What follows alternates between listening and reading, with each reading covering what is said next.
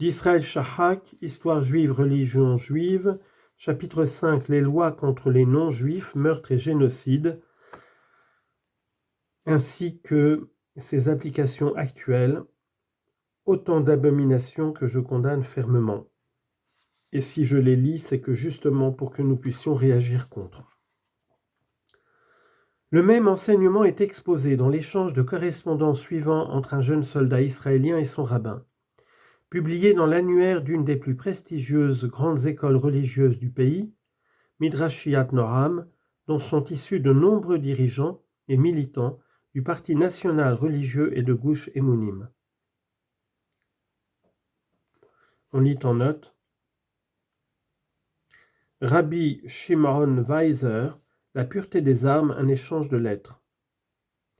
Donc, cet annuaire Yearbook est publié en hébreu, en anglais et en français, mais les documents cités ici sont parus uniquement en hébreu. Merci pour votre traduction, cher Israël Shahak. Lettre du soldat Moshe au rabbin Shimon Weiser. Avec l'aide de Dieu et en son honneur. Mon cher Rabbi, d'abord, comment allez-vous vous-même et votre famille? J'espère que tout va bien. Cela fait longtemps que je n'ai pas écrit. Je vous prie de me pardonner. Parfois, je me souviens du verset « Quand irai-je voir la face de Dieu ?» Psaume 42, verset 2.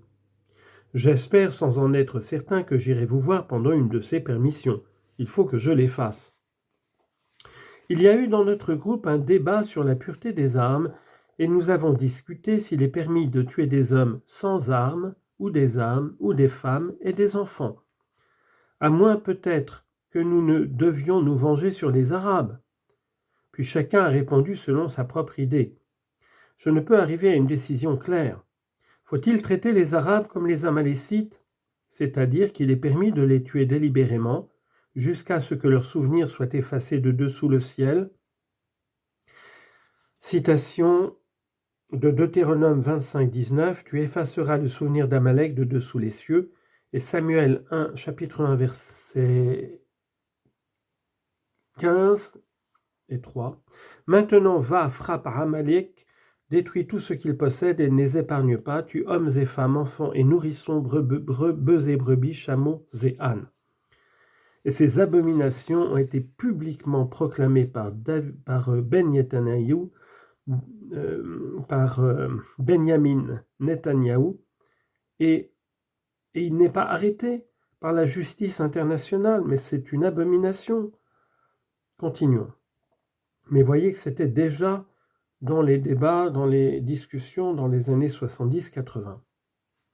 Ou faut-il peut-être agir comme dans une guerre juste où l'on ne tue que les soldats? J'ai un second problème.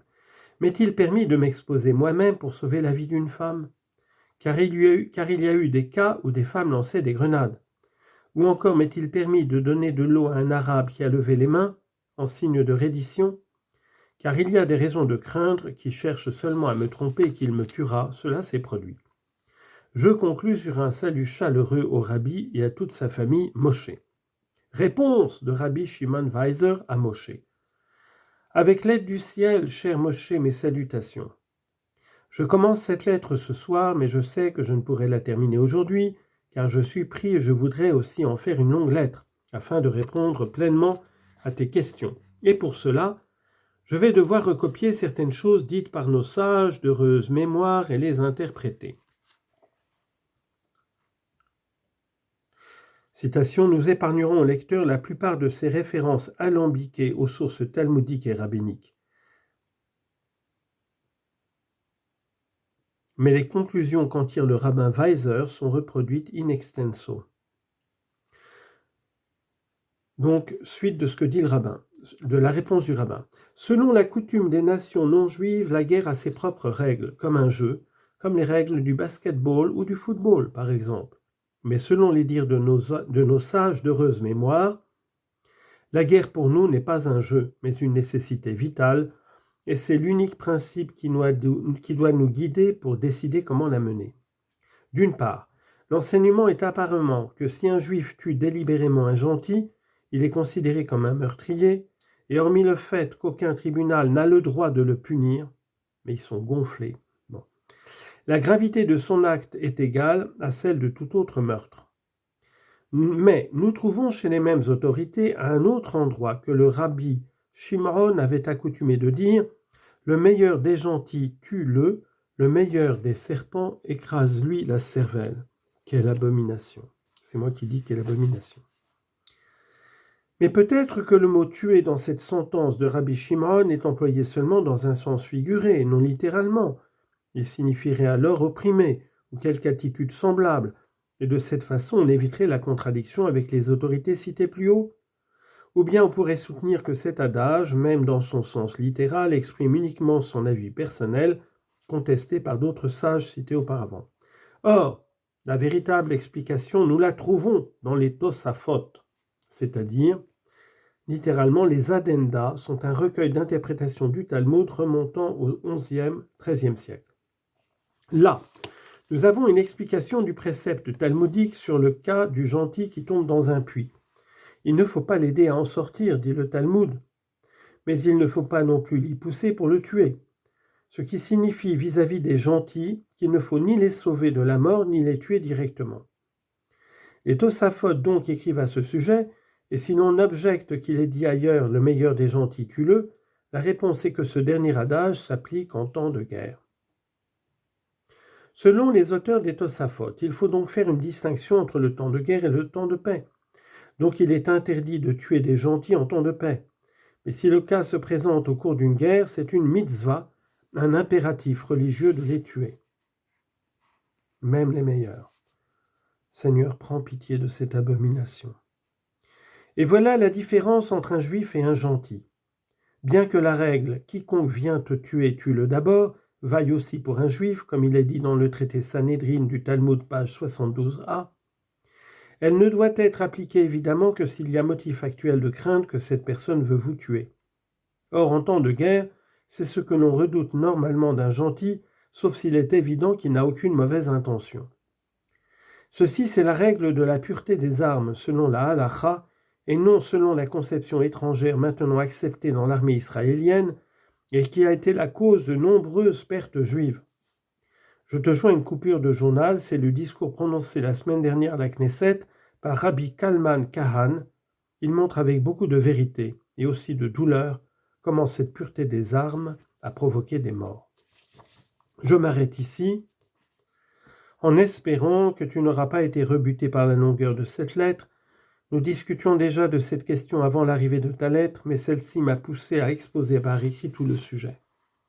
Sois en paix, toi et tous les Juifs, et j'espère à bientôt, comme tu dis, bien à toi, Shimon.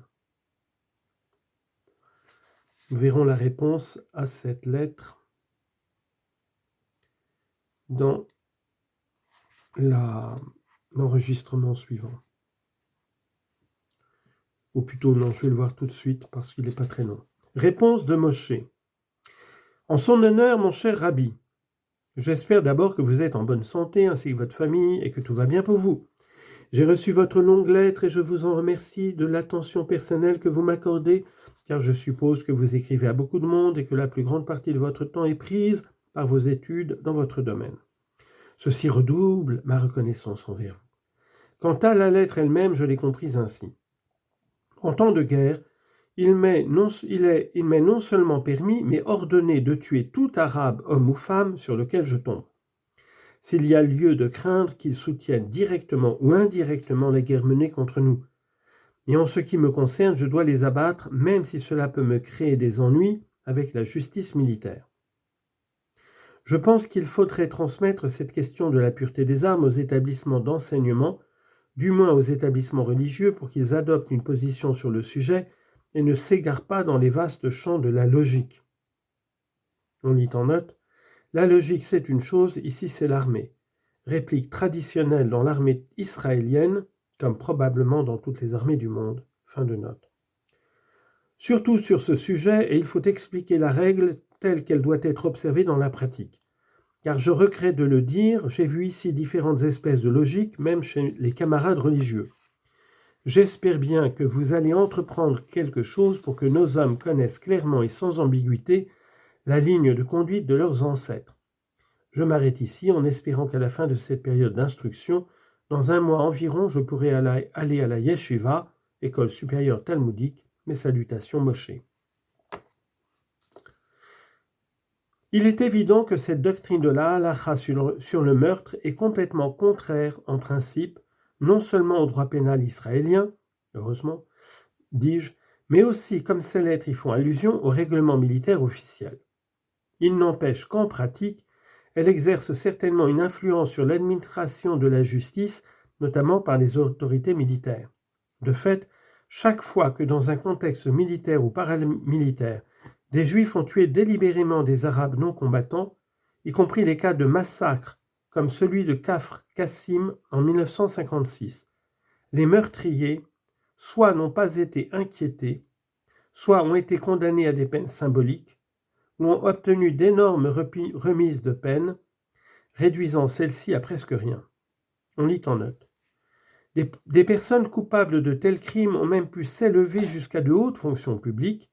C'est le cas par exemple de Shmuel Lachis, responsable du massacre de 50 à 75 paysans palestiniens enfermés dans une mosquée après la conquête de leur village par l'armée israélienne lors de la guerre de 1948-49.